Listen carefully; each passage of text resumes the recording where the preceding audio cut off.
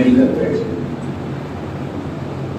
تو بات عرض کر رہا تھا کہ ہم ایک عظیم مقصد کے لیے پیدا کیے گئے، یوں ہی اور بیکار ہم پیدا بالکل نہیں کیے گئے. اللہ تعالیٰ نے قرآن مجید میں ہماری زندگی کا مقصد بیان فرمایا ہے. وَمَا خَلَقْتُ الْجِنَّ وَالْإِنسَ إِلَّا لِيَعْبُدُونِ. ہم نے جنات اور انسانوں کو محض اپنی عبادت کے لیے پیدا کیا. اللہ تبارک و تعالیٰ کی عبادت، اللہ تعالیٰ کی معرفت حاصل کرنے کے لیے ہمیں پیدا کیا گیا ہے. یوں ہی ہمیں پیدا نہیں کیا گیا ہے. ساری مخلوق کو اللہ تعالیٰ نے جو بنایا ہے، ساری مخلوق جتنی دنیا میں پھیلی ہوئی ہے، یہ سب انسان کی خدمت کے لیے، ساری حتیٰ کہ آسمان جو ہے یہ آپ کی خدمت کے لیے اللہ نے بنایا ہے. زمین یہ آپ کی خدمت کے لیے بنایا ہے. ہوا، پانی یہ انسان کی خدمت کے لیے بنایا ہے. یہ ساری مخلوق انسان کی خدمت کر رہی ہے. ان ساری مخلوق کا مقصد عظیم بس یہی ہے کہ انسان کی خدمت کرے. تو سب کچھ انسان کی خدمت کے لیے، بڑے بڑے آپ دیکھیے پہاڑ ہے، اور یہ سب زمین کو برابر برقرار رکھنے کے لیے، اور زمین انسانوں کی خدمت کے لیے، آسمان انسان کی خدمت کے لیے، چاند سورج انسان کی خدمت کے لیے، سب انسان، حتیٰ کہ زہریلے جانور یہ انسان کی خدمت کے لیے بنائے گئے. آپ حیرت کریں، سانپ اور بچھو یہ انسان کی خدمت کے لیے بنائے گئے. آپ ان کو زہریلے جانور کہہ کے چھوڑ دیتے ہیں، لیکن یہ بھی انسان کی خدمت کے لیے بنائے گئے ہیں. دراصل زمین سے اٹھنے والے وہ زہریلے مادے اور آسمان سے پھیلنے والے اس قسم کی جتنے مادے ہوتے ہیں جس میں زہریلے اثرات ہوتے ہیں، اللہ کا یہ نظام ہے کہ سانپ اور بچھو یہ پورے زہریلے اثرات جتنے زمین پر پھیلتے ہیں، ان سب کو وہ اپنے اندر کھینچ لیتے ہیں اور خود وہ زہریلے بنتے رہتے ہیں. اللہ تعالیٰ نے انہی زہریلے مادوں کو ان کے اندر جذب کرانے کے لیے ان زہریلے جانوروں کو پیدا کرایا ہے، اور جانور خود اپنے آپ کو زہریلا بن کر وہ زہریلے جانور بن جاتے ہیں. اللہ نے ان کو اس طرح سے آپ کی ہماری خدمت میں لگایا ہے تاکہ یہ سارے مادے جو زہریلے ہیں پھیلنے والے، پھیل کر کہیں انسان میں داخل ہو کر انسان کو زہر سے نقصان نہ پہنچے. آپ کو بچانے کے لیے اللہ تبارک و تعالیٰ نے ان کو اس مقصد کے لیے پیدا کیا. آپ اندازہ لگا سکتے ہیں اللہ کی کوئی مخلوق بیکار نہیں. اب سوال پیدا ہوتا ہے کہ سب تو انسان کی خدمت کے لیے، پھر انسان کو کس مقصد کے لیے پیدا کیا گیا؟ حدیث پاک میں فرمایا گیا انما الدنیا خلقت لکم. ساری دنیا، لوگوں، سب ساری مخلوق، انسانوں تمہارے لیے پیدا کی گئی.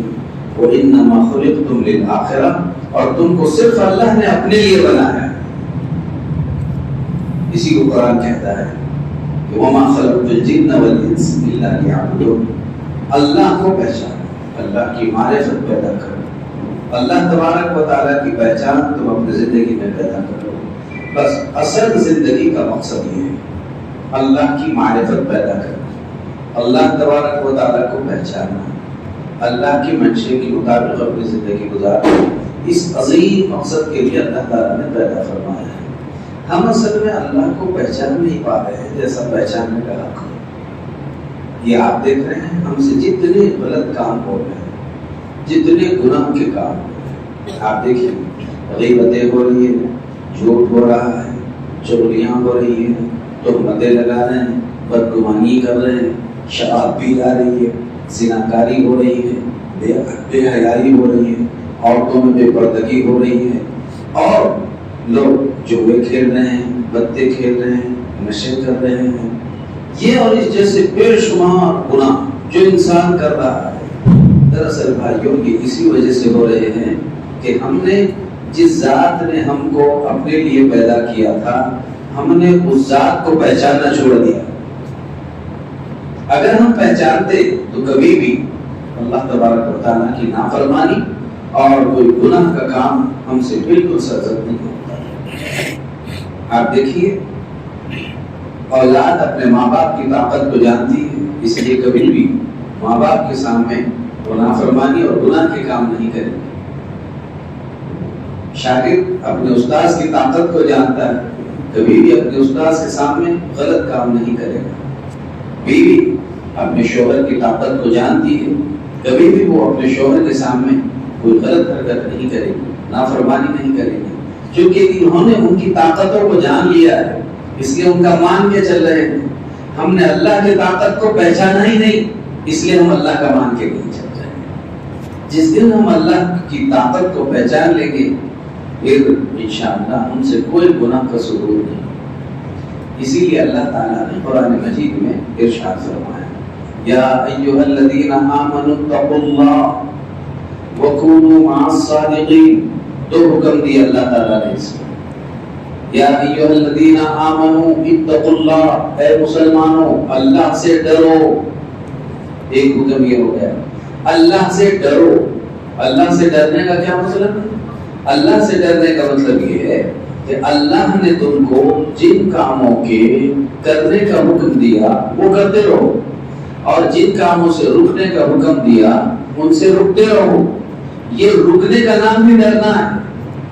آپ ان کاموں سے رکو جن سے اللہ تعالیٰ نے منع کیا، رکتے رہو، ڈرو۔ اتقوا اللہ، اللہ سے ڈرو، اللہ کا تقوی اختیار کرو۔ تقوی اسی کا نام ہے کہ بچو، ڈرو اور بچو۔ اتقوا اللہ۔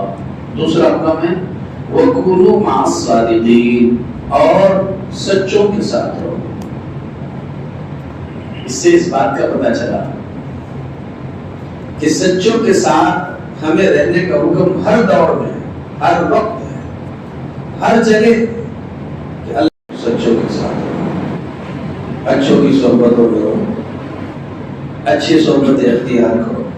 وَكُونُوا مَعَ الصَّادِقِينَ، سچوں کے ساتھ رہو۔ اس وقت کا المیہ ہمارا یہ ہے، ہم سچوں کو اور اچھوں کو نہ تلاش کرتے ہیں، نہ ایسی صحبتیں اختیار کرنے کا کہیں جذبہ پیدا ہوتا ہے۔ ہر شخص جہاں بیٹھا بس وہ اپنے آپ کو سمجھ رہا ہے کہ بس یہی جگہ میرے لیے کافی ہے، تو جہاں بیٹھے وہاں پر اسے سارے برائیوں کا صدور ہو رہا ہے، اچھی صحبتیں مل نہیں پا رہی۔ اللہ کا حکم ہے اچھی صحبتوں میں رہو۔ یہ بات صاف ہے بھائیوں، برا بننے کے لیے بلکہ انسان جہاں ہے وہاں بیٹھے بیٹھے بھی خراب ہو سکتا ہے، برا ہو سکتا ہے، لیکن اچھا بننے کے لیے جو جہاں بیٹھے وہیں بالکل اچھا نہیں، اسے اپنی جگہ چھوڑنی پڑے گی، اچھوں کی صحبت میں جانا پڑے گا۔ وَكُونُوا مَعَ الصَّادِقِينَ، اچھوں کے ساتھ رہو۔ اور یہ اللہ کا فیصلہ ہے، اٹل فیصلہ ہے۔ اچھے ہر دور میں رہیں گے، ہر وقت رہیں گے، ہر جگہ رہیں گے۔ اللہ کا وعدہ حق ہے۔ دیکھیے اللہ نے جو جو کہا وہ بالکل صحیح ہو کر رہے گا اور رہ رہا ہے۔ اللہ کا حکم بدلتا نہیں ہے۔ میں اس کی ایک تازی اور موٹی مثال آپ کو بتاتا ہوں۔ اللہ نے جو چیز کہا وہ قیامت تک کیسے اللہ اس کا محافظ ہے۔ آپ نے دیکھا ہوگا، میں نے کئی جگہ یہ مثال بھی پیش کی، بیت اللہ شریف کی حاضری اللہ تعالیٰ سب کو نصیب فرما دے۔ وہاں پر جب طواف ہو جائے، طواف ہونے کے بعد 2 رکعت واجب الطواف پڑھنے کا حکم ہے۔ اللہ تعالیٰ نے قرآن مجید میں فرمایا وَاتَّخِذُوا مِن مَّقَامِ إِبْرَاهِيمَ مُصَلًّى، لوگوں مقام ابراہیم کو نماز پڑھنے کی جگہ بناؤ۔ یعنی جب تمہارا طواف ہو جائے تو 2 رکعت تم مقام ابراہیم کے پیچھے پڑھو۔ اب دھیان سے سنیے، مقام ابراہیم کے پیچھے 2 رکعت پڑھو۔ مقام ابراہیم کیا ہے؟ مقام ابراہیم بولے تو جہاں ابراہیم علیہ السلام جہاں کھڑے ہوئے تھے، جس پتھر پر ابراہیم علیہ السلام نے کھڑے ہو کر بیت اللہ شریف کی تعمیر کی، اس پتھر کا نام مقام ابراہیم ہے۔ اس پتھر پر ابراہیم علیہ السلام جب کھڑے ہوئے تھے، اللہ نے اس پتھر میں ایسی صلاحیت پیدا فرمائی تھی کہ ابراہیم علیہ السلام کو لے کر آپ جتنا بلند ہونا چاہتے تھے وہ اتنا بلند ہوتا تھا، جتنا اترنا چاہتے تھے وہ اتر جاتا تھا، اور آپ اس طرح سے تعمیری کام بیت اللہ شریف کا کر لیا کرتے تھے۔ اسی کے ساتھ ساتھ وہ جنت کا پتھر اتنا نرم تھا، کہ جب ابراہیم علیہ السلام نے دونوں مبارک قدم اس پر رکھے تو ابراہیم علیہ السلام کے دونوں قدموں کے نشانات اس پتھر پر پڑ گئے تھے.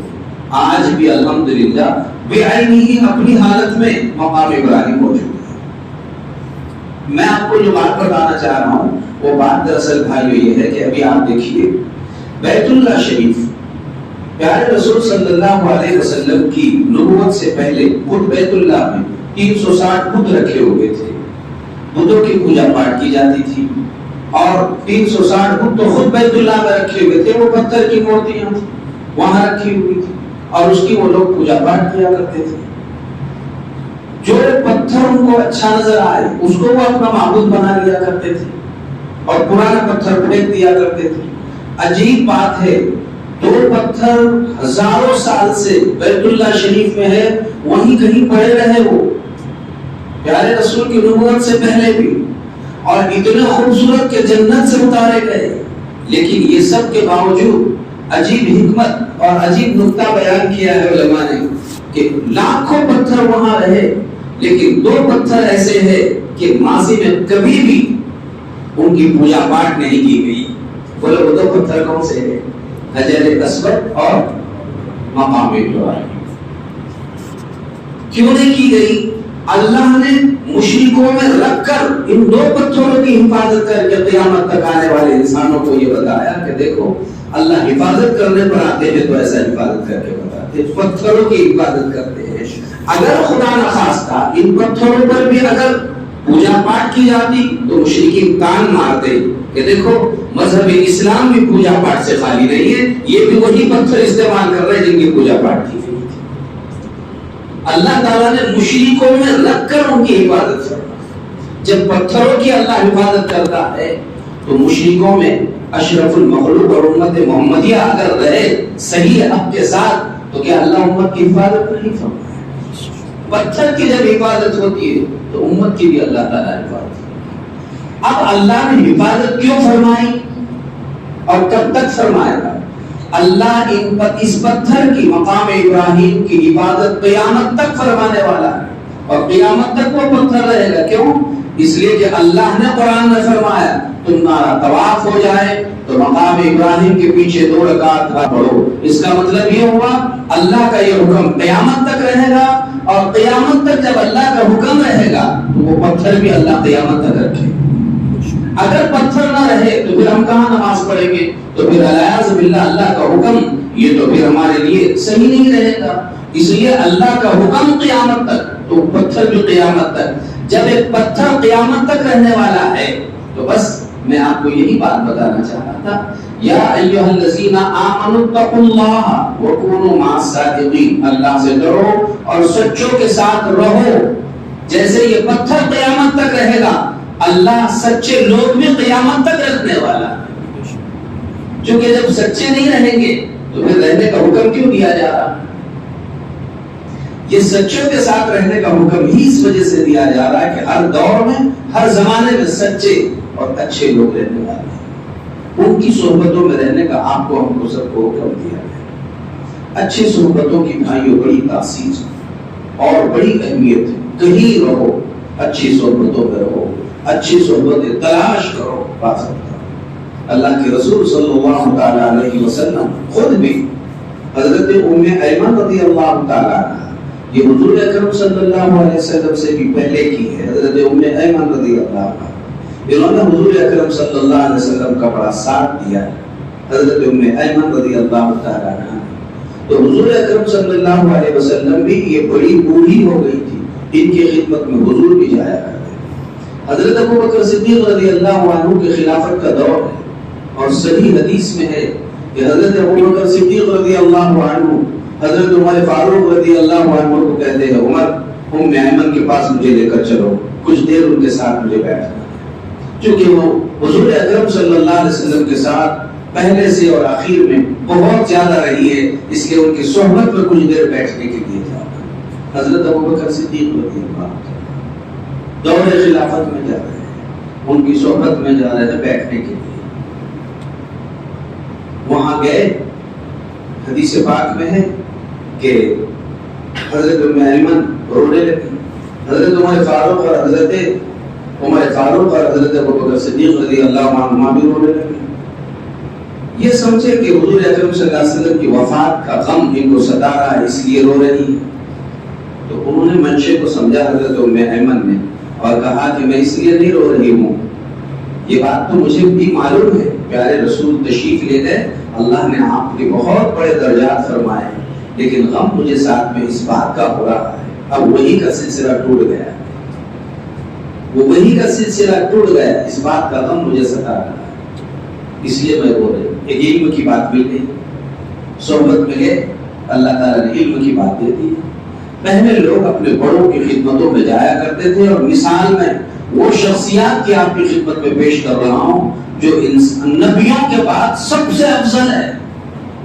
افضل البشر بعد الانبیاء ابی بکر صدیق رضی اللہ تعالی عنہ, تمام نبیوں کے بعد انسانوں میں سب سے افضل حضرت ابوبکر صدیق رضی اللہ تعالی. لیکن اچھوں کی صحبت میں اپنے دور خلافت میں خلافت کی ذمہ داریاں کے باوجود وہ جا کر بیٹھ گئے. آپ سمجھ رہے ہیں بات؟ اس سے علماء نے یہ مسئلہ نکالا کہ ہم کسی بھی مشغلے میں رہے, ہم سب پر ضروری ہے اللہ والوں کی صحبتوں میں جائیں, اللہ والوں کی صحبتوں میں رہیں, اللہ والوں کی صحبتوں کے ساتھ بیٹھیں.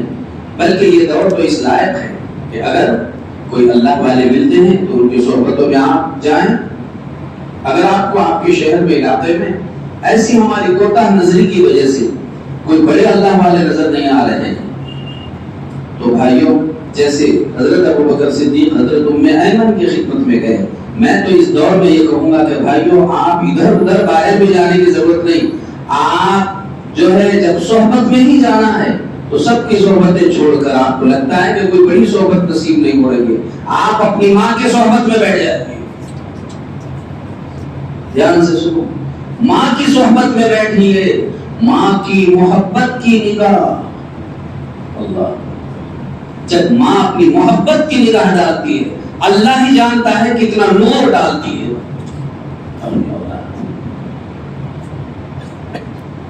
اپنی ماؤں کی صحبتوں میں, آج ہم نے صحبتیں سب چھوڑ دی ہیں, سب موبائل کی صحبتوں میں بیٹھ رہے ہیں, سب صحبتیں بدل گئی.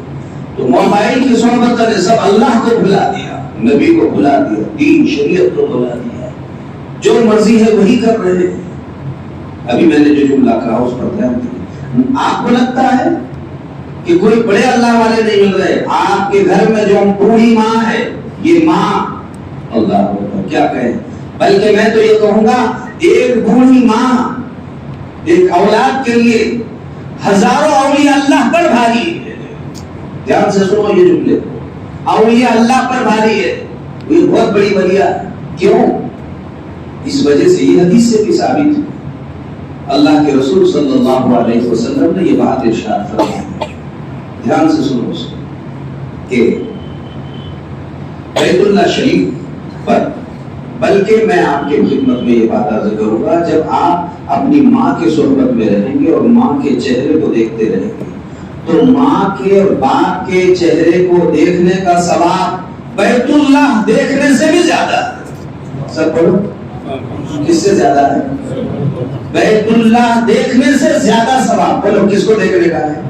اپنے ماں اور باپ کے چہرے کو دیکھنے کا. حدیث پاک میں ہے کہ روز آنا بیت اللہ شریف پر 120 رحمتیں نازل ہوتی ہے, اترتی ہے. بولو کتنی؟ 120. 60 رحمتیں طواف کرنے والے پر, 40 رحمتیں نماز پڑھنے والے پر وہاں عطا, اور 20 رحمتیں محبت کے ساتھ بولو بیت اللہ کو دیکھنے والے پر. بیت اللہ کو دیکھنے والے پر ہر نگاہ پر اسے کتنا ثواب مل رہا ہے؟ 20 رحمتیں اللہ تعالیٰ اس پر نازل. مگر بولے پھر بھی اس کا حج بیت اللہ کو دیکھ رہا ہے تو صرف دیکھنے پر رحمت ملے گی, حج نہیں ہوگا, حج نہیں. لیکن پیارے رسول نے فرمایا تم کو بیت اللہ دیکھنے کے لیے یہاں سے بیت اللہ مکہ المکرمہ جانا ہے, پھر مکہ المکرمہ میں آپ کو مسجد حرام میں, اب مطاف میں بیت اللہ کو دیکھنا ہے, تب جا کر دیکھیں گے تو 20 رحمتیں ملیں گی. اور تمہارے ٹین شیڈ کا صحیح گھر جہاں بھی ہے تم رہتے ہیں, مومن آباد کے دوستوں, اسی گھر میں اگر کوئی بوڑھی ماں اور بوڑھا باپ تمہارا ہے، تم ان کے صحبت میں کچھ دیر جا کر بیٹھو اور اپنے باپ کو اور ماں کو محبت کے ساتھ دیکھو۔ اللہ کے رسول مومن آباد کے گھر میں بیٹھی ہوئی بوڑھی ماں اور باپ پر محبت کی نگاہ ڈالنے پر مکمل حج کا ثواب عطا فرمائے۔ بیت اللہ دیکھنے پر بولو کتنی رحمتیں؟ 20۔ اور ماں باپ دیکھنے پر بولو۔ یہ حدیث ایک صحابی نے پوچھا اللہ کے رسول، ماں باپ تو گھر میں ہی ہوتے ہیں، اگر میرے بوڑھی ماں باپ پر ایک دن میں اگر میں نے 100 مرتبہ محبت کی نگاہ ڈالا تو؟ پیارے رسول نے فرمایا اللہ کے خزانے میں کیا کمی ہے، اگر ایک دن میں تو تیرے بوڑھی ماں اور باپ کو ایک دن میں 100 مرتبہ دیکھے، ایک دن میں 100 مرتبہ دیکھے، تو اللہ تعالیٰ تجھے ہر دن 100 مرتبہ دیکھنے پر 100 حجوں کا ثواب عطا فرمائے۔ یہ ہے وہ صحبت۔ میں اسی لیے عرض کر رہا تھا کئی اولیاء اللہ پر بھاری ہیں ہمارے ماں اور باپ، لیکن افسوس ہے ہمیں اگر صحبت کوئی اہل اللہ کی نہیں مل رہی ہے تو ہم نے اپنے ماں باپ کی صحبتوں کو بھی چھوڑ دیا۔ کون بیٹھ رہا ہے ان کی محبتوں میں؟ وہ تاثیر ہے۔ ماں صرف دیکھتی نہیں ہے اپنے بچے، ماں جو محبت بھری نورانیت منتقل کرتی ہے، اس کی مثال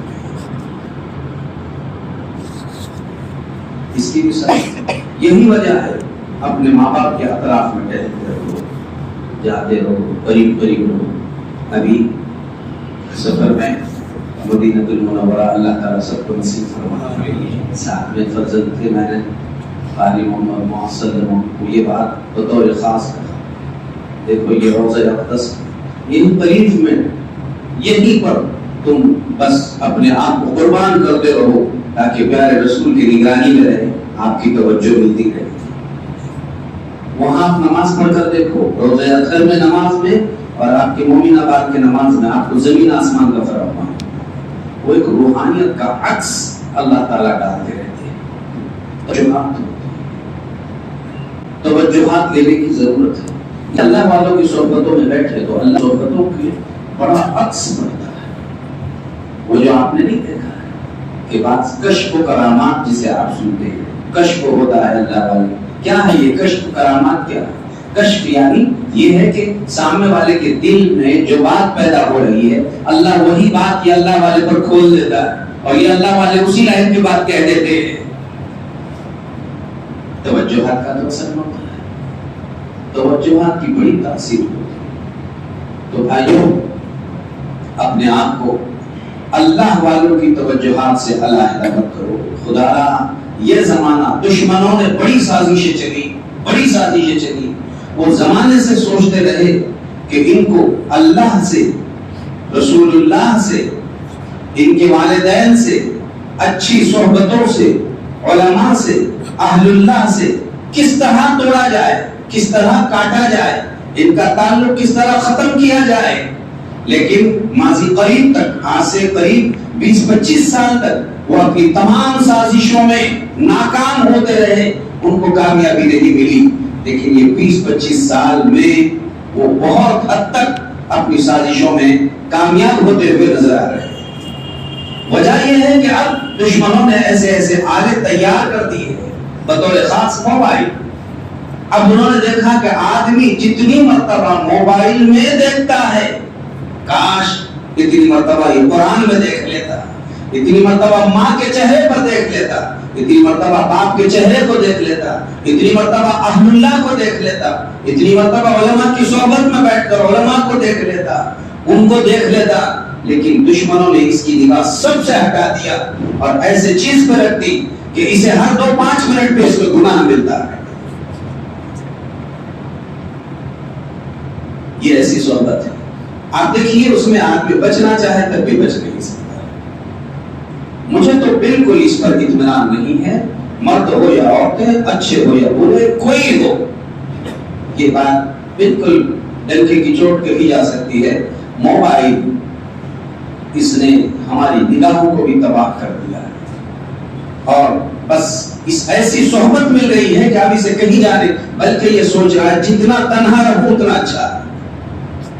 پہلے لوگ کہتے تھے کوئی ہوٹل میں ہوگا चौराहे पर होगा, अब मजबूर होना पड़ रहा है रात के किसी अंधेरे में, मालूम नहीं किसी कोने में बैठा हुआ,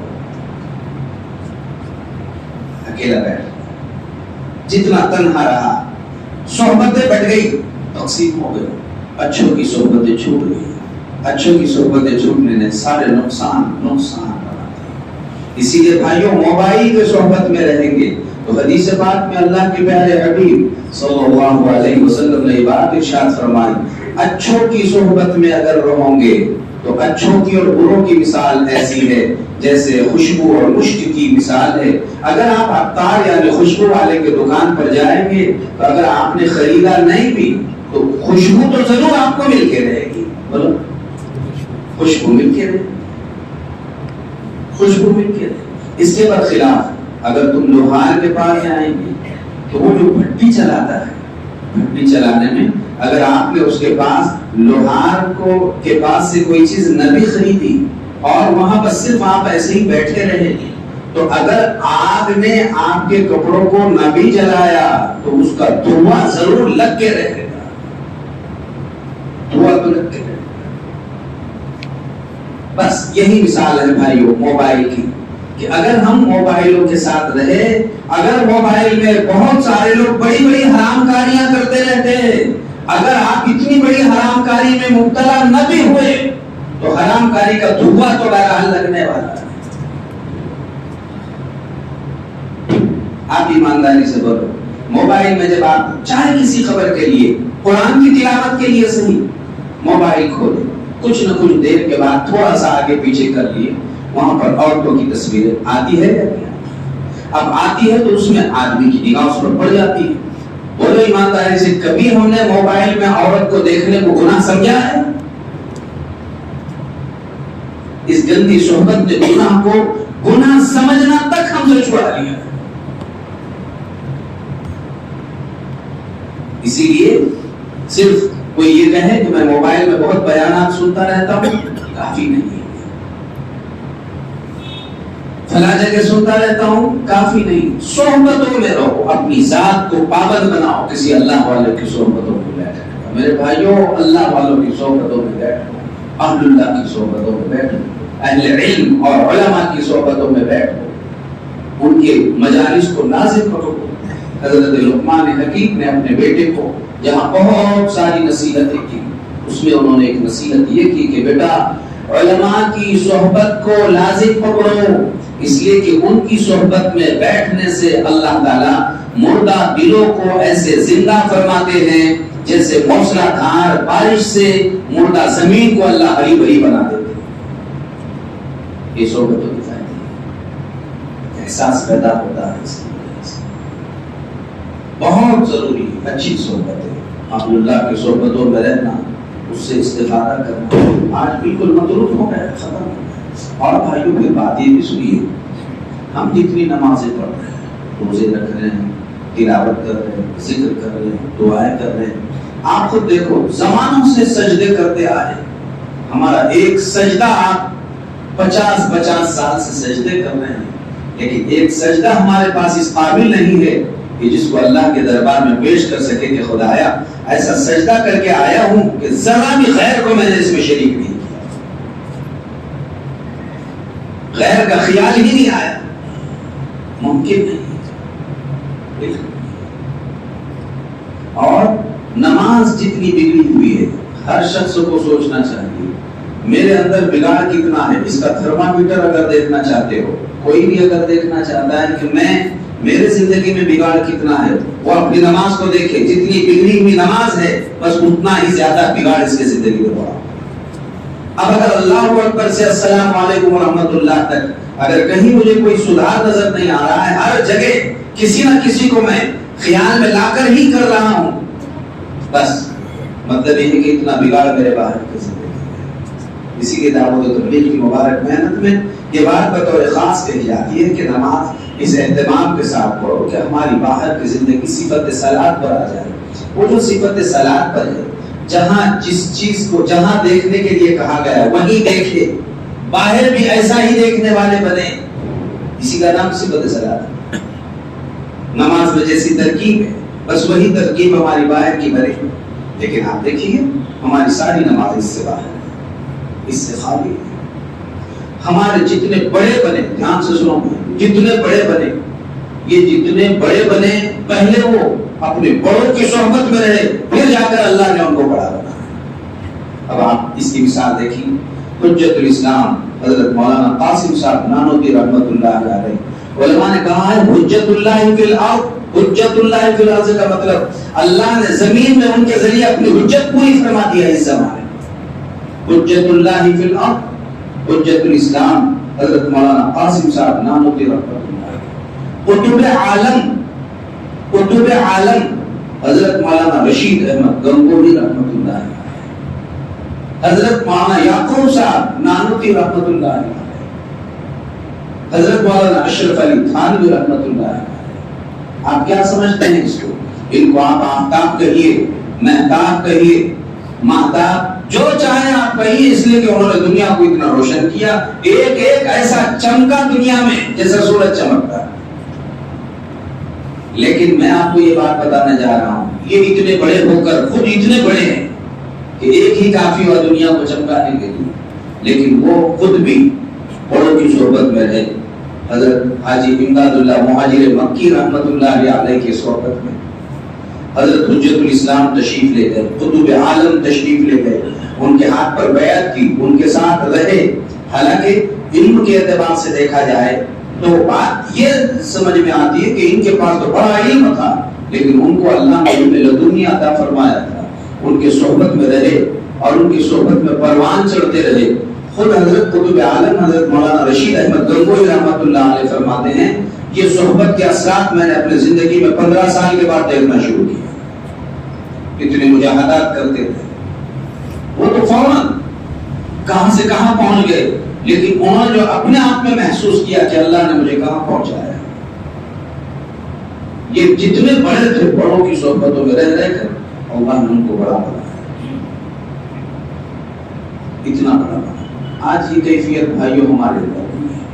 آج کی مجلس کا خلاصہ یہ ہے بھائیوں، آپ جہاں بھی رہے، جیسے بھی رہے، یہ طے کر لو مجھے کسی نہ کسی اللہ والے کو پکڑ کر اپنی زندگی گزارنی ہے انشاءاللہ۔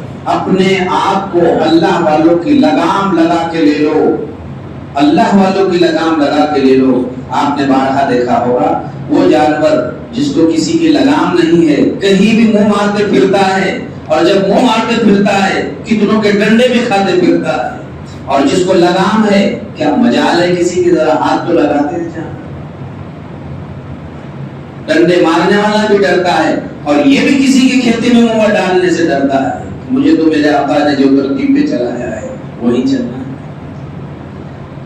اللہ والوں کی صحبتوں میں رہیں گے تو یہ فائدہ ہوگا۔ آپ یہ سوچتے ہوں گے کہ یہ اصل میں ان باتوں کا مطلب یہ ہے، ہمارے یہاں اللہ تعالیٰ نے بھائیوں جتنی محنتیں دی سب اپنی جگہ پر حق محنتیں، اہل علم کی، علماء کی صحبت، محنتیں، حق محنتیں، مدارس، مکاتب، وقت کی اہم ضرورتیں، دعوت و تبلیغ کی مبارک محنت، بہت حق محنت اپنی جگہ پر مسلم، بہت ضروری، وقت کا اہم تقاضا ہے، کرتے رہنا ہے۔ مگر علماء کو بھی اپنے علم کے دوران اور دعوت و تبلیغ کے ہی کتنے ہی بڑے ہم ذمہ دار بنے، لیکن دعوت کی مبارک محنت کرنے کے لیے ہم کو اپنے دل کا صفایا اور دل کو مانجنے کی ضرورت ہے۔ جب دل میں روشنی پیدا ہوگی تو پھر انشاءاللہ ہم بول رہے ہوں گے اور اللہ ہدایت تقسیم فرما رہا ہے۔ یہ نورانیتیں ہوتی ہیں، وہ جو تاثیر اللہ تعالیٰ زبان میں پیدا فرما دیتے ہیں، یہ اس وجہ سے ہوتی ہے۔ اب یہ جو بات ہے کہ بیعت کا سلسلہ ہمارے علاقوں میں بہت کم ہے، لیکن یہ جتنے حضرت مولانا الیاس صاحب رحمۃ اللہ علیہ، حضرت مولانا خلیل احمد سہارنپوری رحمۃ اللہ علیہ کے ہاتھ پر بیعت تھے، اور حضرت مولانا خلیل احمد سہارنپوری نے حضرت کی مکمل تربیت فرمائی ہے، اور باضابطہ اللہ اللہ کا ذکر حضرت جی رحمۃ اللہ علیہ ایک مدت تک کرتے رہے، اور ابتدائی مدت حضرت نے بس اسی میں گزاری ہے کہ آپ نے تصوف اور سلوک سے اپنا تعلق جوڑا۔ پھر جب دل مکمل حضرت کا مکمل طور پر مضبوط ہو گیا تو پھر کیا کہنے، اللہ اکبر۔ اس کے بعد اللہ تعالیٰ نے حضرت جی رحمۃ اللہ علیہ سے وہ کام لیا کہ تنہا تھے، اور اللہ نے ان کو ایک انجمن میں تبدیل فرما دیا. خود بیدار ہوئے, لاکھوں نہیں کروڑوں کو بیدار کرنے والے بن گئے. کہاں ہندوستان میں آرام فرما رہے ہیں اور پوری دنیا کے کونے کونے کو انہوں نے جگا کے رکھ دیا. لیکن کب جگایا؟ جب دل میں نور پیدا ہو گیا, روشنی پیدا ہو گئی, پوری دنیا کی قسمت کھل گئی. اور پھر فرماتے ہیں حضرت جی رحمت اللہ علیہ جب کسی بڑے اجتماع میں تشریف لے جاتے تھے تو اس کے بعد رائے پور میں وہاں پر جو ہے حضرت شاہ عبدالرحیم صاحب رائے پوری اور حضرت شاہ عبد القادر صاحب رائے پوری رحمۃ اللہ رحمہ اللہ, حضرت شیخ نے بار بار اس دن کا تذکرہ فضائل اعمال میں کیا ہے. حضرت وہاں پر ان کے خانقاہ میں جاتے تھے باضابطہ اور فرماتے بڑے اجتماع کے بعد 2 اور 3 دن تک وہاں جا کر اعتکاف فرمایا کرتے تھے اور اس کا جواب یہ دیا کرتے تھے کہ لوگوں کے درمیان رہ کر دل پہ جو میل جمع ہوا اس کی صفائی کے لیے حضرت کی خدمت میں جاتا. بولو, یہ ایسی نہیں کہ بات ایسی ہی کوئی کہی جا رہی ہے, یہ سب ہمارے سامنے مثالیں موجود ہیں. اتنے بڑے بڑوں سے اللہ نے یوں ہی کام نہیں لیا, انہوں نے اپنے دل کا بہت صفایا کیا. بڑوں کی صحبتوں میں رہے, ان کو بھی وقت کی ضرورت ہے میرے بھائیوں. کوئی کسی بھی کام میں رہے, لیکن ہم جب کسی اللہ والے سے مربوط رہیں گے اس کے بعد دلوں کا ہمارے اللہ تعالیٰ جلا فرمائیں گے, مجلہ مصفہ اس کا دل بنے گا. تو بات یہ عرض کر رہا تھا کہ بیعت کی کیا حقیقت ہے. بیعت جو کی جاتی ہے, بیعت دراصل ایک توبہ کا نام ہے. بولو, بیعت توبہ کا نام ہے. جب ہم کسی اللہ والے کے ہاتھ پر بیعت کرتے ہیں تو بیعت کا مطلب یہ ہوتا ہے کہ ہم جو ہے اللہ والے آپ کی خدمت میں ہم آئے ہیں اور آپ کو ہم گواہ بناتے ہیں کہ ہم فلاں فلاں گناہ میں مبتلا تھے, اب ہم آپ کے ہاتھ پر توبہ کرتے ہیں کہ اب موت تک ہم یہ گناہ نہیں کریں گے. تو یہ ایک عہد و معاہدہ ہوتا ہے اور توبہ میں اللہ والے کو گواہ بنایا جاتا ہے. اب جب آپ نے ان کے ہاتھ پر بیعت کر لی, یہ بیعت کرنے کے بعد وہ کچھ کرنے کے کام دیتے ہیں اور کچھ کاموں سے منع کرتے ہیں. کرنے کے کام تو یہ جو ہم کر رہے ہیں, نماز, روزہ, زکات, صدقہ, خیرات, تلاوت, ذکر, دعا اور ذکر, یہ وہ کرنے کے کام دیتے ہیں. اور کچھ کام وہ ہوتے ہیں جو نہیں کرنے کے ہوتے ہیں, جیسے یہ سارے گناہ. غیبت سے توبہ کرتا ہوں میں, غیبت سے, چغلی سے, جھوٹ سے, بدگمانی سے, بدخواہی سے اور حسد سے, کبر سے, تکبر سے, یہ اس قسم کی جتنی غلط باتیں ہیں اور خبیث جذبات ہیں, اس سے یہ اللہ والے کے ہاتھ پر گویا کہ توبہ کر لیتا ہے. اب یہ توبہ کرنے کے بعد اسے معمولات دے کر روانہ کیا جاتا ہے. تو جن کو روانہ کیا جاتا ہے, روانہ کرنے کے بعد اب یہ شخص کی ذمہ داری ہوتی. ہم لوگ کیا کرتے ہیں, چلو بڑے اللہ والے آئے, بیعت کرو. رسمی بیعت نہیں, بلکہ ہمارا دل میں انشراح ہونا چاہیے کہ ان کے پاس ہم کبھی جا سکتے ہیں, اپنے دل کی بیماری بیان کر سکتے ہیں, انہوں نے جو علاج بتایا ہم عمل کر سکتے ہیں, نہیں ہوا بار بار رجوع کر سکتے ہیں. تو بار بار رجوع کیا جا سکتا ہے, جا سکتے ہیں, بیٹھ سکتے ہیں, ان سے استفادہ کر سکتے ہیں, انہوں نے دین کی جو ہے معاملات پورے کر سکتے ہیں اور ہر وقت ان سے رائے مشورے لے سکتے ہیں. تو ایسے جہاں بھی ہمیں اہل اللہ سنتوں کے متبع, شریعت کا اتباع کرنے والے جہاں بھی ملے, بس ان کو لازم پکڑے اور ان کے ہاتھ پر بیعت کر لیں. اب جب ہم نے بیعت کر لی تو ایسا نہیں ہے کہ سال میں ملاقات بھی نہیں, اطلاع بھی نہیں. بیعت کرنے والے کے ذمہ لازم ہوتا ہے کہ وہ اطلاع اور اطلاع کہتے ہیں کہ ہم اپنے حالات کی اطلاع وہ اللہ والے کو دیں اور وہ اس معاملے میں جو کچھ مشورہ دیں اس کا اتباع کریں, اس پر عمل کرتے رہیں. تو یہ اطلاع اور اتباع سالک کے لیے سب سے بڑا گر ہوتا ہے ترقی کا. اللہ اس کے ذریعے سے اسے خوب ترقی عطا فرماتے ہیں, عمل کرنا آسان ہو جاتا ہے. اب آپ کہیں گے کہ مصعب یہ بات ہم کو نہیں سمجھتی کہ بھائی گناہ نہیں کرنا چاہیے, غیبت ہوئی تو چھوڑ دینا چاہیے. تو میں تو گھر میں بیٹھ کے ہی سمجھتا ہوں گناہ نہیں کرنا چاہیے, بے حیائی نہیں کرنا چاہیے, غلط باتیں نہیں کرنا چاہیے, اس کے لیے بیعت کرنے کی کیا ضرورت ہے. اب یہ دل میں بیٹھے بیٹھے ہر ایک شخص اپنی جگہ سوچ سکتا ہے, تکبر نہیں کرنا چاہیے, اپنے آپ کو بڑا نہیں بتانا چاہیے, غصہ نہیں کرنا چاہیے, کسی کے سامنے میں ہے تو کوئی نہیں, ایسا نہیں کرنا چاہیے. یہ تو مجھے بھی سمجھتا ہے اس مقصد کے لیے بیعت کرنے کی کیا ضرورت ہے؟ بھائیوں یہ بات سمجھنے سے تعلق رکھتی ہے، جب آپ کسی اللہ والے کے ہاتھ پر بیعت کرتے ہیں اور ان کے سامنے جب آپ اپنے دل کی بیماری رکھتے ہیں کہ حضرت میں نے اتنے سال پہلے، مہینہ پہلے آپ کے ہاتھ پر بیعت کیا تھا، بیعت کے بعد آپ نے کچھ معمولات دیے تھے، ان معمولات پر عمل تو ہو رہا ہے لیکن یہ بعض گناہ ایسے ہیں کہ ابھی تک نہیں چھوٹے ہیں، وہ آپ کو اس کا جواب دیتے ہیں کہ دیکھیے آپ یہ گناہ چھوڑنے کی فکر کرو، اس کو چھوڑنے کے لیے آپ کے لیے یہ اور یہ علاج بتایا جاتا ہے۔ وہ جب آپ کی رہبری کرتے ہیں تو بھائیوں اس کے ساتھ وہ اپنی روحانی توجہ بھی ڈالتے ہیں، تو ہمارے اندر پھر گناہ سے بچنے کی صلاحیت پیدا ہو جاتی ہے۔ اور جب دل مجلہ مصفا ہو جاتا ہے تو دل میں سے ایک نور نکلتا ہے، آدمی جب اللہ اکبر بولے تو پھر وہ ہیبت پیدا ہو جاتی ہے اللہ کی عظمت کی۔ یہ تنہائی میں رات کے اندھیرے میں تنہا ہوتا ہے، موبائل جو چاہے گناہ کی دعوت دیتا ہے، بڑے بڑے گناہ کر سکتا ہے لیکن وہ اپنے سامنے اپنے اللہ کو دیکھتا ہے، اب یہ گناہ نہیں کر سکتا، یہ گناہ مجھ سے نہیں کر سکتا۔ اسی لیے ہمارے اہل اللہ جو ہے یہ خراب اور غلط عادتیں چھڑانے کے لیے بطور خاص ان باتوں کی دعوت دیتے ہیں کہ یہ فلاں فلاں گناہوں کو چھوڑیں اور ذکر اللہ کی کثرت کریں۔ ذکر اللہ کرنے کی برکت سے بھائیوں، ذکر اللہ کرنے کی برکت سے اللہ تبارک و تعالی اس کو جب بندہ دنیا میں زمین پر اللہ کا ذکر کرتا ہے، اللہ آسمان پر اس کا ذکر کرتے ہیں۔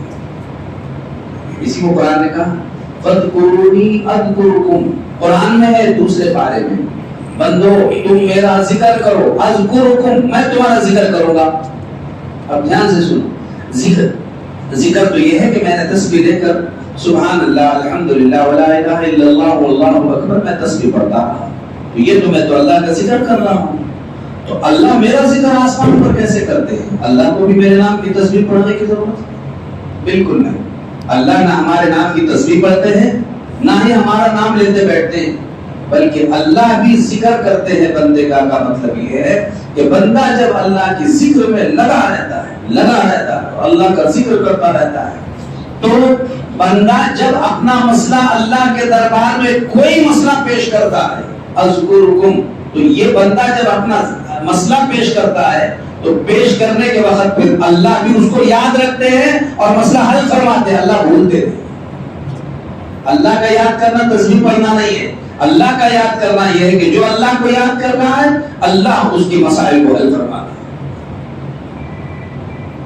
اس کے سارے مسائل حل ہوتے ہیں، دل کا زنگ دور ہوتا ہے۔ اسی لیے کہتے ہیں حدیث پاک میں اتنا اللہ کا ذکر کرو حتی یقال مجنون، یہاں تک کہ لوگ تم کو پاگل کہیں۔ یہ مت دیکھو لوگ مجھے ریاکار کہہ رہے ہیں، یہ مت دیکھو یہ ذکر کی مجلس لے کر بیٹھا ہے، یہ کیا الگ سے یہ ڈیری کی اپنی دیوار بنا رہا ہے، نہیں۔ اللہ کا ذکر فضائل اعمال، حضرت شیخ رحمۃ اللہ علیہ نے جتنے حصے اس میں لکھے سب سے بڑا حصہ فضائل ذکر کا، دیکھیے اس میں، اور پھر اس میں ذکر پر بہت زیادہ زور دیا، ذکر کرتے رہو۔ لیکن ذکر جو ہے یہ موقع محل کے اعتبار سے ہوتا ہے، اور ہر ایک کو پہلے تو 3 تسبیحات پڑھنے کے لیے دی جاتی ہے، جب اس میں صلاحیت دیکھی جاتی ہے تو پھر آہستہ آہستہ اسے ذکر جہری کی طرف ترغیب دلائی جاتی ہے۔ جب یہ ذکر جہری 12 تسبیح بھی کر لیتا ہے تو پھر آہستہ آہستہ اس کے ذکر میں اضافہ کرایا جاتا ہے، اور پھر اللہ کا اس میں ذات اسے دیا جاتا ہے، اور پھر ایک وقت ایسا آتا ہے کہ اس کے روئے روئے سے اللہ کا ذکر جاری ہو جاتا ہے۔ تو وہ کیفیت آنے کو ایک دیر ضرورت ہے، لیکن ایسے جو اذکار ہے اپنے شیخ کے بغیر تنہا نہیں کرنا چاہیے۔ ہاں باقی اپنی تسبیحات سب پڑھے، حدیث میں جتنے ذکر وارد ہے وہ سب کرنے میں کسی کو پوچھنے کی ضرورت نہیں، لیکن یہ اتنی ہی تسبیح پڑھے، اتنی مرتبہ پڑھے، ایسا بیٹھ کر پڑھے، یہ اصل میں علاجن ہے، یہ بطور علاج کے۔ اس لیے آپ دیکھیں کہ جب ذکر جہری کرتے ہیں تو بیٹھ کر اس طرح کرتے ہیں لا الہ الا اللہ، تو یہ جو اپنے بائیں طرف ہمارا دل ہے اس وقت جھکتے وقت ذکر کرنے والے کو کہا جاتا ہے کہ اس تصور کے ساتھ جھکے کہ میرے دل میں جو کچھ دنیا کی گندگی، دنیا کی محبت، غیر بیٹھا ہوا ہے، یہ تصور کرو کہ گویا دونوں دانت سے میں پکڑ کر اسے کھینچ رہا ہوں، اور لا الہ، یہ جو جھٹکا دیا وہ ادھر میں نے پھینک دیا، اب یہاں جگہ خالی ہو گئی. الا اللہ، اب میں اللہ کی محبت اپنے دل میں بھر رہا ہوں، دنیا نکال کر پھینک دیا اللہ کی. اسے بولتے ہیں علاج. یہ جو ذکر کی ترتیب ہے، ایسے آپ کو بولے گے آپ حدیث میں کہاں ہے؟ بھئی علاج ہے یہ. تمام مشائخ اور اہل اللہ جو کراتے ہیں، حضرت مولانا الیاس صاحب رحمۃ اللہ علیہ بھی ایسا ہی ذکر فرمایا کرتے تھے، حضرت حجت الاسلام ایسا ذکر فرمایا کرتے تھے، حضرت مولانا اشرف علی تھانوی ایسا ذکر فرمایا کرتے تھے. یہ ہمارے تمام اکابرین ایسا ہی اللہ کا ذکر فرمایا کرتے تھے. خود حضرت مولانا الیاس صاحب رحمۃ اللہ علیہ نے حضرت مولانا یوسف صاحب رحمۃ اللہ علیہ اور حضرت مولانا انعام الحسن صاحب رحمۃ اللہ علیہ کو بیعت کیا تھا. تو ابتدا میں حضرت جی رحمۃ اللہ علیہ کو 6,000 اس میں ذات دیا تھا. بولو کتنا؟ 6,000. کتابوں میں لکھا ہے کہ انہوں نے 6,000 سے شروع کیا اور اخیر عمر میں روز آنا 70,000 مرتبہ اس میں ذات کیا کرتے. معلوم ہے جنہوں نے حضرت جی کو دیکھا ہے، دیکھنے میں تو خاموشی نظر آتی تھی، وہ اللہ کے ذکر میں مصروف ہو گئے. عجیب، اللہ کے ذکر میں لگے. 70,000 اس میں ذات روز آنا اور پورے دنیا کی ذمہ داری ان کی قدموں میں. آج بھائیوں ہم نے دین کو جیسا سمجھنا چاہیے سمجھا نہیں.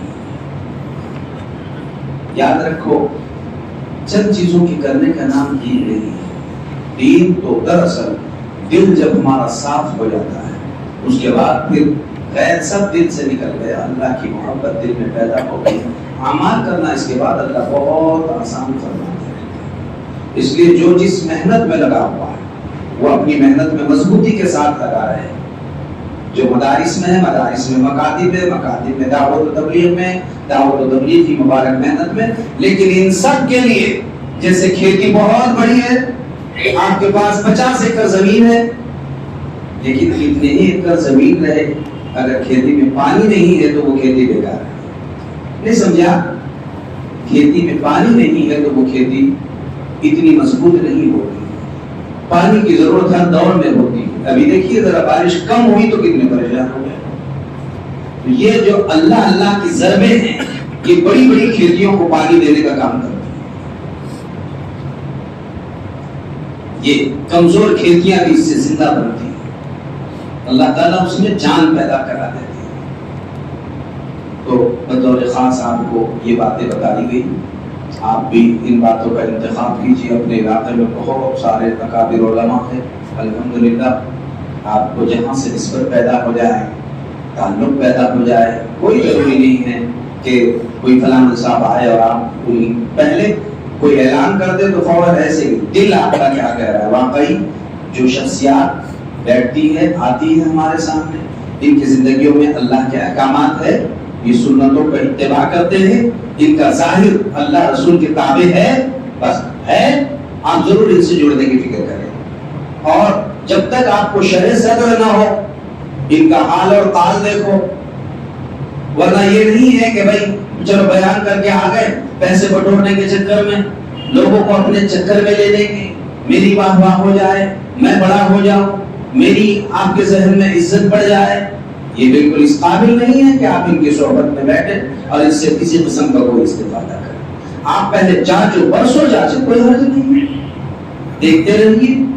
علاقائی اعتبار سے جہاں اعتماد ہمارا بیٹھ جائے اس کے بعد مت چھوڑیے، پیسوں کا پیچھا کیجیے اور ان کی صحبت میں بیٹھ کر بھائیوں دل کی مردہ ضمیروں کو زندہ کرنے کی فکر میں لگے رہیے. یہ مرانیتوں کے اعلیٰ مقام پر پہنچانے کا بہت بڑا ذریعہ ہے. اللہ تعالیٰ عمل کی بہرحال ہم سب کو توفیق عطا فرمائے. لیکن میں نے جیسے یہ بات بتایا کہ ضرورت پڑے تو استخارہ کر لیا کرے. لگے کہ بس دل کا پورا رجحان ہے اب مجھے کسی اللہ والے کے صحبت میں بیٹھنا ہے، بیٹھا کیجیے. مجھے بہت خوشی معلوم ہوئی کہ آپ کے یہاں جو ہے عزیزم جو ہے مفتی حنزلہ اور مولانا عبدالسمیع یہ گاہے گاہے آتے رہتے ہیں، اور مفتی عبداللہ اور ان کے رفقا جو احباب ہیں یہاں کسی جگہ انہوں نے بیٹھ کر ذکر کا اہتمام بھی شروع کیا ہے. جو آسانی کے ساتھ پہنچ سکتے ہیں، کسی سے جڑے ہوئے ہیں، مربوط ہے، آپ ان سے رابطہ قائم کر کے ضرور استفادہ کیجیے. اور کسی نہ کسی اللہ والے سے بھائیو آپ بھی جڑنے کی ضرور فکر کرو. تنہا رہنا اس دور میں بس یہ زیادہ بہتر بات ہے. خاص طور پر نوجوانوں کو بھائیو آپ کسی اللہ والے سے جڑائیں. کل میر میں حضرت پیر ذوالفقار صاحب نقشبندی دامت برکاتہ کے خلیفہ تشریف لائے تھے. انہوں نے بڑی اچھی بات کہی کہ ایک نوجوان کی شادی میں ہمارے یہاں کے مولانا الیاس قاسمی ان کے بیٹے کی شادی میں وہ آئے تھے. انہوں نے کہا کہ یہ نوجوان اتنا بہترین ہے کہ بالکل جوانی کے اوپر ہے, ابھی اس کی شادی نہیں ہوئی, ساری دنیا خواہش پرستوں میں مبتلا ہوتی چلی جا رہی ہے, لیکن یہ نوجوان میرے پاس آیا, بیعت کیا, تعلق جوڑا, بس مستقل خانقاہ میں ہی رہتا ہے. وہ تعریف کرتے کرتے کہہ رہے تھے اللہ ہر ماں کو اور باپ کو ایسا بیٹا عطا فرمائے. نوجوانی میں صحبت ملنے کو نہیں اثرات کرتا, اور اگر نہ ملے نقصانات بھی دیکھنے میں آ رہے ہیں. اس لیے اللہ والوں کی صحبتوں میں رہو بھائیو. آپ اس کے مزے دیکھیے, بڑے عجیب و غریب ہوا کرتے ہیں. آج کل ہم نے ایسی صحبتوں میں بیٹھنا بھی چھوڑ دیا. اگر آپ ہماری اپنی نمازوں کو ذرا تلاش کر کے دیکھو, نمازوں کو جائزہ لے کر دیکھو, نمازیں ہماری کیسی ہیں, ہمارے روزے کیسے, ہمارے صدقات کیسے, ہماری خیرات کیسی. وہ جو آپ نے سنا نہیں واقعہ حضرت حنظلہ رضی اللہ تعالیٰ واقعہ مشہور ہے. حضور کی خدمت میں آ رہے ہیں تو رو رہے ہیں, آنکھوں سے آنسو جاری ہو رہے ہیں. گھر میں گئے تو بیوی بچوں کو دیکھ کر ہنسی مذاق میں بیٹھ پڑ رہے, اپنے اوپر شک کر رہے, ارے میں منافق تو نہیں ہو گیا. بولو بھائیو ایمانداری سے, اپن گناہ کبیرہ کرنے کے باوجود منافق تو کیا سمجھتے, ارے میں گناہگار ہو گیا بول کے بھی سمجھ رہے ہیں. وہ صحبت کی وہ تاثیر تھی, یہ موبائل کی صحبت کی یہ تاثیر ہے کہ گناہ کبیرہ کرنے کو بھی گناہ سمجھنے کے لیے کہتے ہیں. بلکہ اللہ معاف کرے اس دور میں ہمارے دسیوں بھائی کفر اور شرک کر کے بھی یہ کہہ رہے ہیں ارے مجھے معلوم ہی نہیں تھا یہ کفر ہے شرک ہے. بولو صحیح ہے. گناہ کبیرہ تو بہت بڑی بات, کفر اور شرکیہ کام کر کر کہہ رہے ہیں مجھے معلوم ہی نہیں تھا, معلوم ہوتا تو میں ایسا نہیں کرتا. بولو ایسا ہو رہا ہے. یہ صحبت کا بگاڑ ہے. یہ صحبتوں نے شرک کو شرک سمجھنا بھی اسے مشکل کر کے بتایا. تو گناہ کبیرہ والے کی گناہ کبیرہ سمجھتے. زندہ صحبتوں میں رہو بھائیو, زندہ دل والے رہیں گے. مردہ صحبتوں میں رہنے کے بعد اس سے بڑا کوئی مردہ نہیں بننے والا. آج ضرورت ہے ہم توبہ کریں, استغفار کریں, معافی مانگے, اللہ کے در کے بھکاری بنے, اللہ سے جڑیں. اچھی صحبتوں میں رہنے کے بعد اللہ کے پیارے حبیب صلی اللہ علیہ وسلم نے اسی وجہ سے محنت فرمائی. تو صحابہ رضوان اللہ تعالی علیہم اجمعین یہ فرمایا کرتے تھے ہم مسجد نبوی میں بیٹھے ہوئے ہوتے. بولو کہاں؟ مسجد نبوی میں بھی کون سے حصے میں؟ ریاض الجنہ. ترستے ہیں لوگ, اللہ سب کو نصیب فرما دے. ریاض الجنہ, اللہ اکبر. اسی لیے تو کہتے ہیں جنت میں سب ہے مدینہ نہیں, اور بولو مدینہ میں جنت موجود ہے. بولو نا, جنت میں سب ہے مدینہ نہیں, اور مدینہ میں جنت موجود ہے. وہاں تو جنت ہے, وہ جنت میں بیٹھے ہوئے. فرشتے آتے تو صحابہ فرشتوں کو دیکھتے. حضرت دحیہ کلبی رضی اللہ عنہ کی صورت میں حضرت جبرائیل علیہ السلام آتے تھے اور ایسے صحابہ دیکھتے تھے. بولو کس کو؟ فرشتے کو. کتنی مقدس ہے. قرآن اتر رہا ہے, صحابہ دیکھ رہے ہیں, اللہ کے نبی پر قرآن اتر رہا ہے. وہی کی کیفیت کیسی ہوتی تھی حدیث میں ہے. صحابہ دیکھ رہے ہیں, کتنا پاکیزہ دور ہوگا جی. جنت بھی وہ نفوس قدسیہ کے بارے میں رشک کرتی تھی کہ اے اللہ ان لوگوں کو میرا حصہ بنا دے. جنت ترستی تھی, اللہ یہ میرے اندر آ جائے, ان کو میرے پاس جگہ ملے, میں اس کا گھر بن جاؤں. جنت ترستی. بولو اتنی مقدس زمین پر بیٹھ کر, مگر صحابہ فرماتے ہیں اللہ کے نبی اس مسجد نبوی میں بیٹھے ہوئے, اور صحابہ فرماتے ہیں اس مسجد نبوی میں آپ علیہ السلام کی مبارک زبان سے ہم نے ایک ایک مجلس میں 70 مرتبہ استغفر اللہ یعنی اللہ معاف فرما دے، اللہ معاف فرما دے، اللہ معاف فرما دے، اس میں ہم نے ایک ایک مجلس میں 70 مرتبہ سنا۔ نہیں سمجھا؟ بات سمجھ میں آئے؟ ایمانداری سے بولو بھائیو، جہاں گناہ کبیرہ ہم کرتے ہیں وہاں کبھی ہم نے 7 مرتبہ بھی استغفر اللہ پڑھا ہے؟ آپ نہیں سمجھ رہے میری بات؟ ایمانداری سے بولو، گناہ کبیرہ میں پڑے ہوئے ہیں، وہاں ساری لعنت و پھٹکار ہے، معلوم نہیں قیامت کے دن وہ جگہ ہمارے خلاف جواب دینے والی اللہ کی طرف، وہاں گناہ کبیرہ کی جگہ پر کبھی ہم نے بولو 7 مرتبہ استغفر اللہ پڑھا ہے؟ اللہ کے پیارے حبیب ایک ایک مجلس میں 70 مرتبہ استغفر اللہ پڑھا ہے۔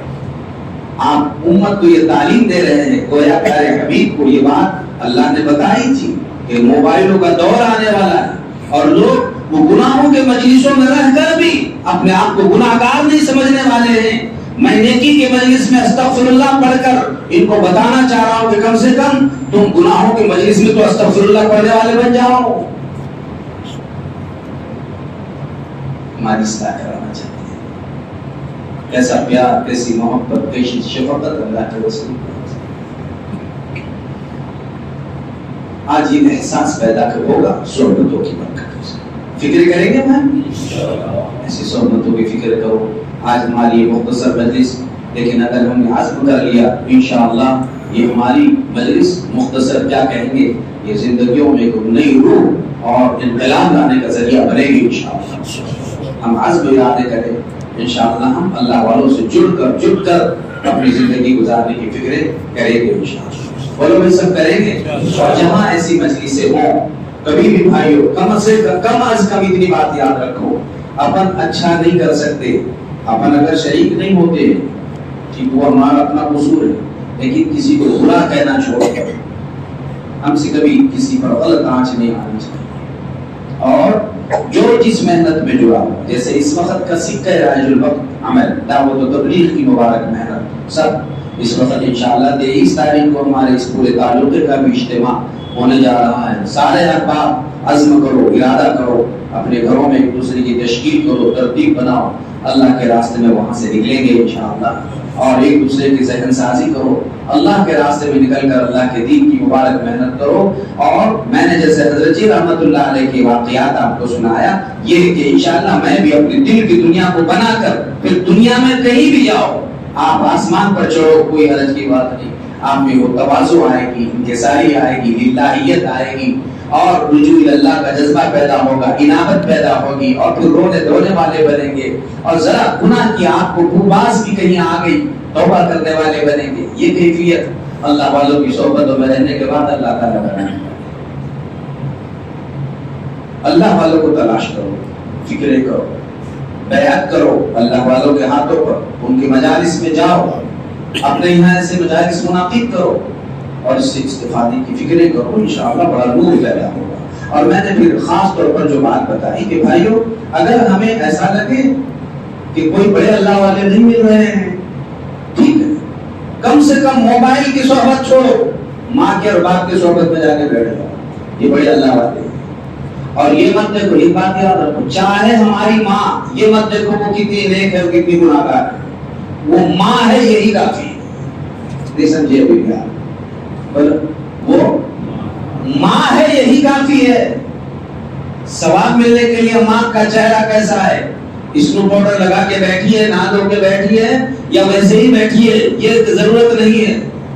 آپ کی ماں اگر نیند سو رہی ہے، رات کے اندھیروں میں آپ جا کر کپڑے سیدھے کرنے کے بہانے کہ اماں کو میں اڑا کر یعنی چادر اڑا دوں، اس بہانے جا کر محبت سے ماں کا چہرہ دیکھا کروں۔ مجھے یاد ہے میں رات کو پروگرامات سے فارغ ہو کر جب بھی گھر جاتا تھا، اللہ تعالیٰ والدین کی بال بال مغفرت فرمائے، ان پر کروڑ رحمت اللہ نازل فرمائے۔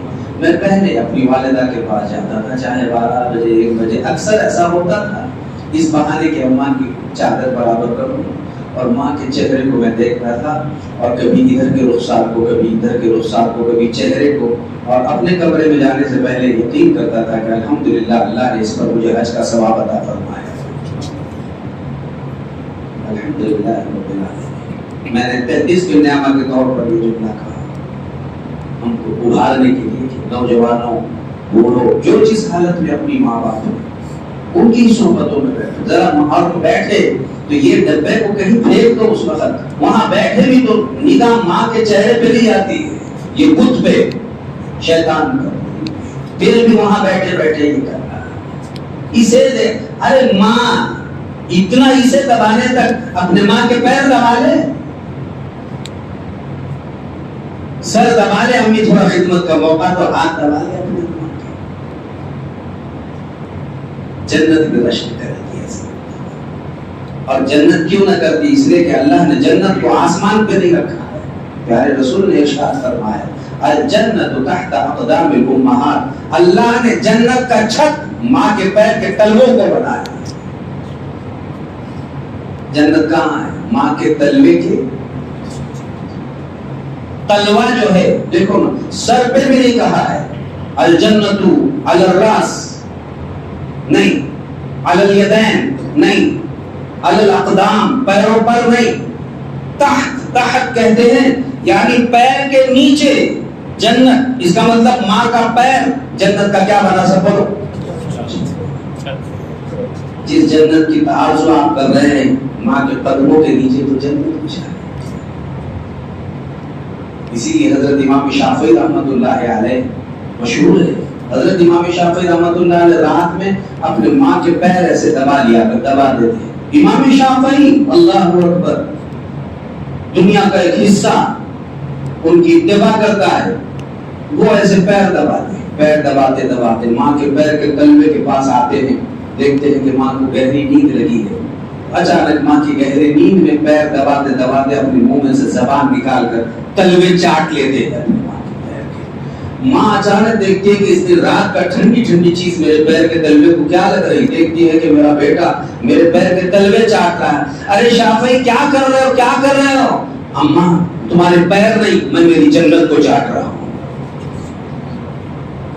میری جنت کو چاٹ۔ کرنے والے بہت کر گئے بھائیوں، لیکن اس کے لیے تواضع چاہیے، عاجزی چاہیے، الہیت چاہیے، اہل اللہ کی صحبتیں چاہیے، ان کے صحبتوں میں رہنے کے بعد، ورنہ آج کون اپنے ماں کے سر کو ہاتھ لگانے کے لیے تیار ہے؟ وہ بیچاری ترس کے رہتی ہے کہ ارے بیٹے تو جب تک نہیں آئے نا، نیند آتی ہے نا، میں کھانا کھاتا ہوں، کھانا کھاتی ہوں، جلدی آیا کر۔ لیکن موبائلوں کے لطف اور لذتیں، گناہوں کی لذتوں نے ماں کی طاعت پر ملنے والے نیکیوں کی لذتیں ہماری چھین لی۔ گناہوں میں گناہ دار، فکر کرو بھائیو، نورانیت پیدا ہو۔ اللہ عمل کی توفیق عطا فرمائے۔ اللہ کرے آج کی ہماری مجلس زندگی میں خوشگوار انقلاب لانے کا ذریعہ بن جائے۔ اب طے کر لو، اور یہ اس کے لیے سب ساتھی جو ہے آج کے مجلس میں، ابھی تو بات ایسی ہے، یہاں جہاں جو جس سے جڑے ہوئے ہیں سب اپنے اپنے بزرگوں سے جڑے رہے، اپنا اپنا معاملات کرتے رہے، حسب موقع منشا رائے مشورے لیتے رہے، وہ بات اپنی جگہ پر رہے گی۔ اجتماعی طور پر توبہ کے کلمات پڑھا کر، توبہ عمومی توبہ، یہ بیعت کے کلمات نہیں ہے بلکہ توبہ کے کلمات ہیں۔ آپ سب بھی ہم اس میں تجدید ایمان کی بھی نیت کر لیں، توبہ کی بھی نیت کر لیں، اللہ سے معافی تلافی کی بھی نیت کر لیں۔ بیعت تو مخصوص انداز سے کی جاتی ہے، وہ ایک الگ شکل رہے گی، لیکن آپ سب جو ہے کلمات توبہ پڑھ لیجیے اور نیت بھی کر لیجیے کہ میں تجدید ایمان بھی کرتا ہوں اور توبہ بھی کرتا ہوں اپنے گناہوں سے، تو کچھ نہ کچھ انشاءاللہ اس سے فائدہ بھی ہوگا، نفع بھی پہنچتا رہے گا۔ پڑھیے لا الہ الا اللہ محمد رسول اللہ، اللہ کے سوا کوئی معبود نہیں، اور حضرت محمد صلی اللہ علیہ وسلم اللہ کے رسول ہیں. اشہد ان لا الہ الا اللہ اشہد ان محمدا عبدہ ورسولہ آمنت باللہ وملائکتہ وکتبہ ورسلہ والیوم الآخر والقدر خیرہ وشرہ من اللہ تعالی والبعث بعد الموت. ایمان لایا میں اللہ پر، اس کے فرشتوں پر، اس کے رسولوں پر، اس کی کتابوں پر، آخرت کے دن پر اور تقدیر پر، اچھی ہو یا بری سب اللہ ہی کی طرف سے ہوتا ہے. اور قیامت کے دن اٹھائے جانے پر توبہ کرتا ہوں میں کفر سے، شرک سے، بت پرستی سے، غیبت سے، چغلی سے، جھوٹ سے، بہتان سے، زنا کرنے سے، سودی بیاجی کاروبار کرنے سے، کسی کا ناحق مال کھانے سے اور ہر چھوٹے بڑے گناہ سے. اے اللہ میری توبہ کو قبول فرما. قرار کرتا ہوں میں 5 وقت کی نمازیں پڑھوں گا، رمضان شریف کے روزے رکھوں گا، زکات فرض ہوگی ادا کرتا رہوں گا، حج فرض ہوگا حج کی فکر کروں گا. اللہ کے پیارے رسول صلی اللہ علیہ وسلم کی ہر کام میں اطاعت کرتا رہوں گا. اللہ اس کے رسول ہر چھوٹے بڑے احکامات کی تعمیل کرتا رہوں گا. اے اللہ مجھے اپنے ایمان پر ثابت قدمی عطا فرما اور ہر موڑ پر ہر چھوٹے بڑے گناہوں سے بچنے کی مجھ میں صلاحیت پیدا فرما. استغفر اللہ ربی من کل ذنب واتوب الیہ. استغفر اللہ ربی من کل ذنب واتوب الیہ. استغفر اللہ ربی من کل ذنب واتوب الیہ.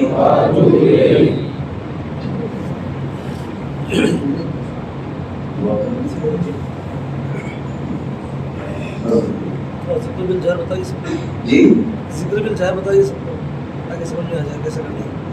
اصل میں جو کسی سے بیعت کر لے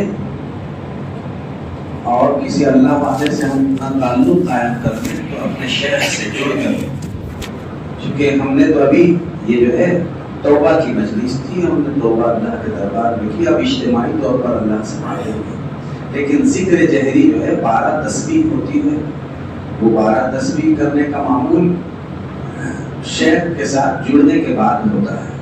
تو ہم کسی اللہ والے سے جڑیں اور جڑ کر ان کی اجازت سے ان کے نگرانی میں ذکر جہری کرتے رہیں.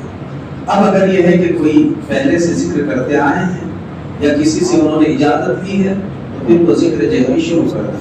یا کوئی شیخ کہے کہ میری نگرانی میں آپ سب ذکر کر لیں تو ان کی آپ کو اجازت ہو گئی، آپ ان کی اجازت میں کر لیں جو اس طرح کی دے دیں.